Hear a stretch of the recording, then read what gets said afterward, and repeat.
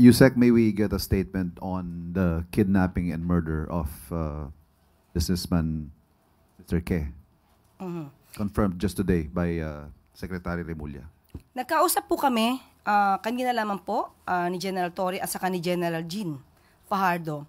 At ang una po nila sinabi sa akin ay magkakaroon po sila ng sariling press conference. At nung mga panahon na hindi po sila nagsasita ay dahil yun daw po ang bilin ng pamilya.